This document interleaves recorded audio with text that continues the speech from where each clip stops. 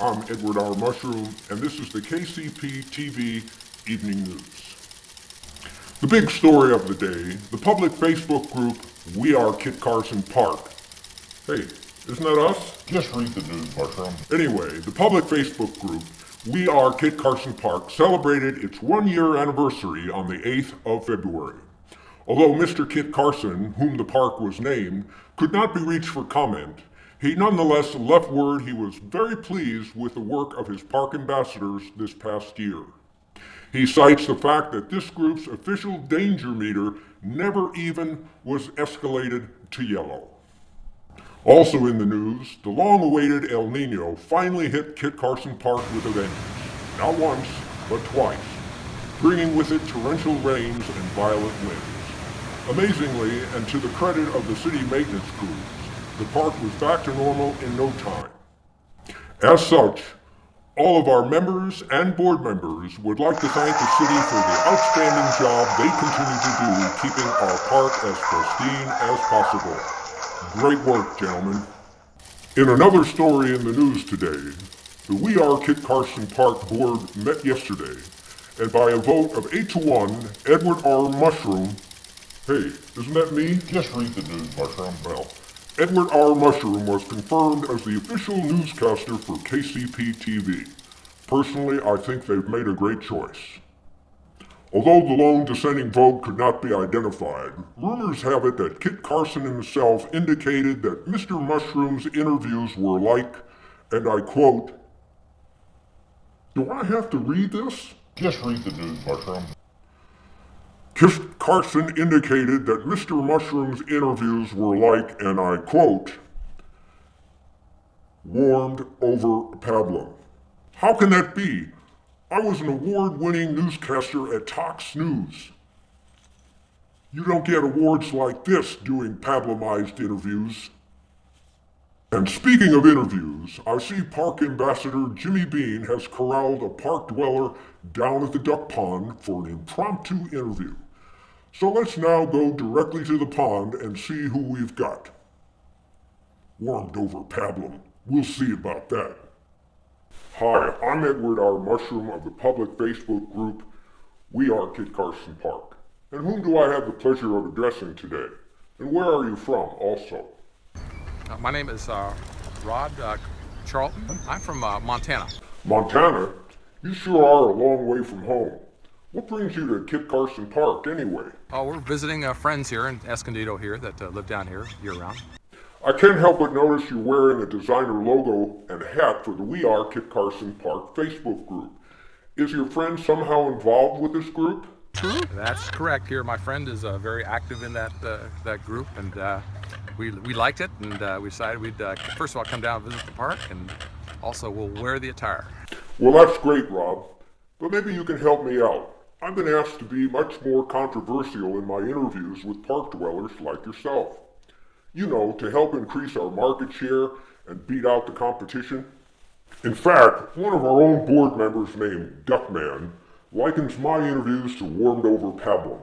Can you imagine how I feel a duck that dresses up as a chicken and calls my stuff pablum? At any rate, Mr. Charlton, I'd like to ask you a few questions regarding your politics. That should really help making this interview far more controversial. Well, I'll be honest with you. I'm not sure I'm going to talk politics with you, though. It's kind of a personal thing, but Let's start out with something very simple. What party are you affiliated? I'm a Republican. See, that wasn't so bad, Rob, although most of the Republicans I know show a lot more enthusiasm when they declare their affiliation. Okay, what's the first thing that comes to mind when you think of today's political environment?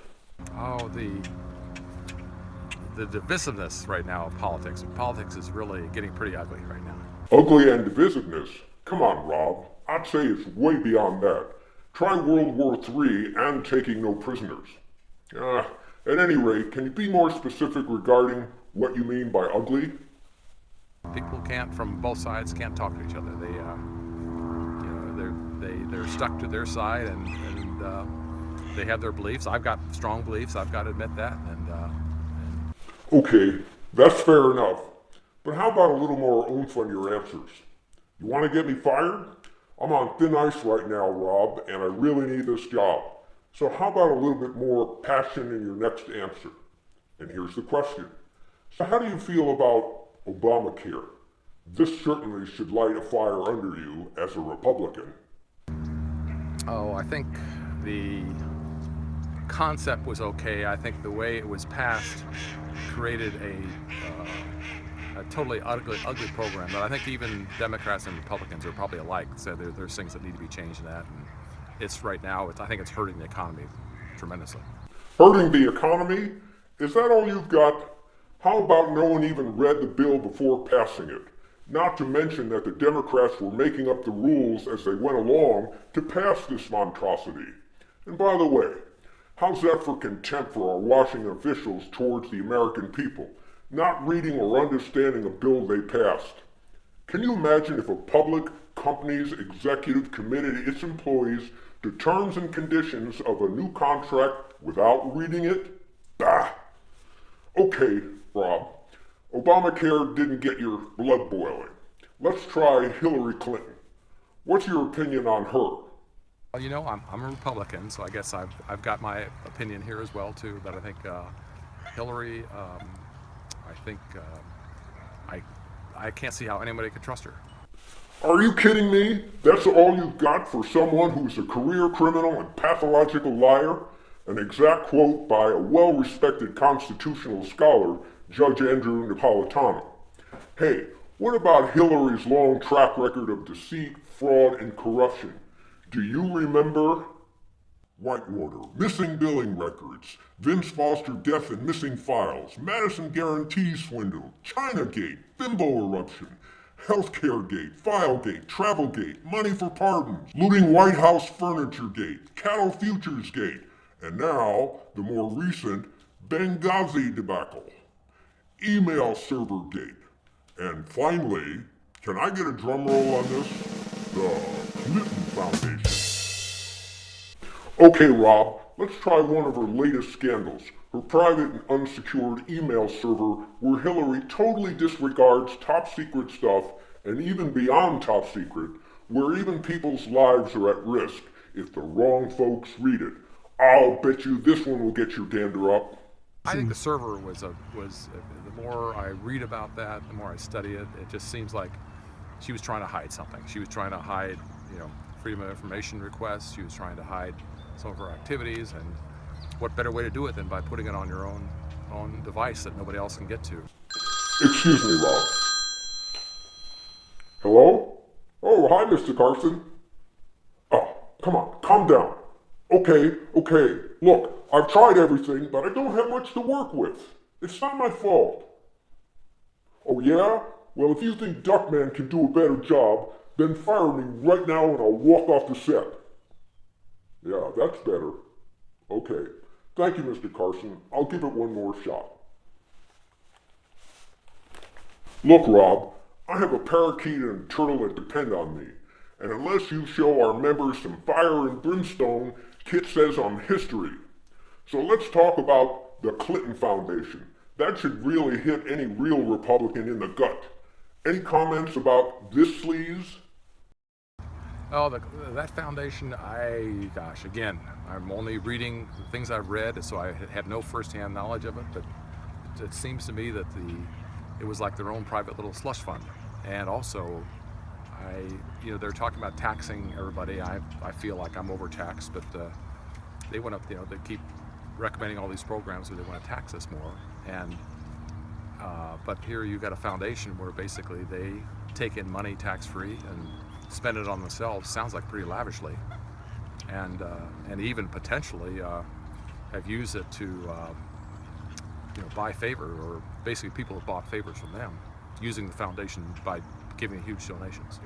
Slush fund? Is that what you call it? Let's call it what it really is, Rob. It's a very clever scam worthy of being featured on American Greed. Even Mr. Ponzi would be very proud of this one. Of course, Ponzi didn't have Hillary's Secretary of State title to peddle quid pro quo in over 30 countries.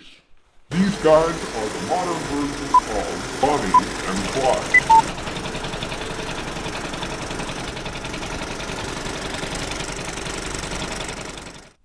Well, I give up. There just doesn't seem to be anything that gets your juices flowing. So let's end the interview with, so who's your favorite candidate for 2016? I have to tell you, I am totally undecided at this moment. Undecided. I think I have a couple that I like, but it's just hard to follow the polls today. It seems like there's so many different choices out there. I think there's some really good people that are running for office right now, and at this point in time, I don't think I want to, I can't say I've made up my mind. Somehow I just knew you wouldn't commit. But that's okay, Rob. I'm sure I'll find work at another news organization. Thank you for your time. Excuse me, Rob.